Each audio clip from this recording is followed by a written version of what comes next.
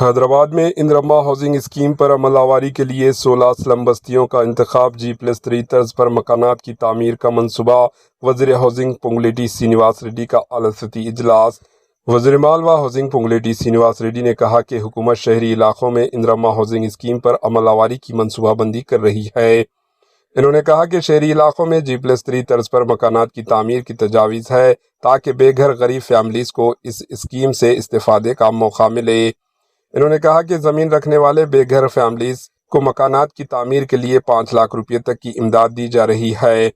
اندرما housing scheme Bharat میں اپنی نوعیت کی مثالی اسکیم ہے جس پر دیہی علاقوں میں عمل آوری کا آغاز ہو چکا ہے۔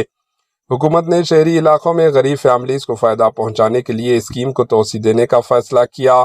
وزیر ہاؤسنگ پونگلیٹی سرینواس ریڈی نے عہدیداروں کے ساتھ اندرما ہاؤسنگ کی پیش رفت کا جائزہ لیا۔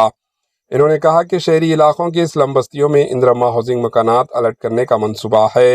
انہوں نے کہا کہ حیدرآباد کے مضافاتی علاقوں میں سابقہ میں 42,000 مکانات تعمیر کیے گئے جن میں محض 19,000 فیملیز بس رہے ہیں۔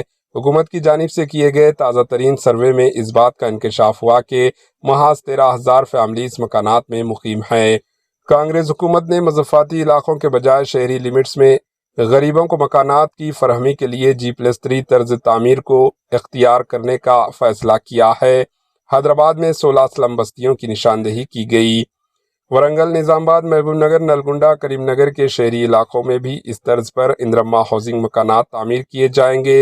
انہوں نے کہا کہ ٹرائبل علاقوں کے غریبوں کو مکانات کے الاٹمنٹ میں ترجیح دی جا رہی ہے اور ٹرائبل طبقات کو 22,000 مکانات الٹ کرنے کا فیصلہ کیا۔ انہوں نے کہا کہ چیف منسٹر ریونت ریڈی کی ہدایت پر بھدراچلم اور دیگر قبائلی حلقہ جات میں غریب فیملیز کی نشاندہی کا کام جاری ہے۔ پونگلیٹی سرینواس ریڈی نے عہدیداروں کو ہدایت دی کہ وہ منظور مکانات کی تعمیر کی پیش رفت کا جائزہ لیں تاکہ عاجلانہ تکمیل کو یقینی بنایا جا سکے۔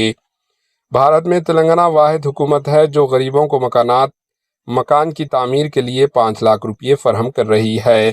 Bureau report AHN news.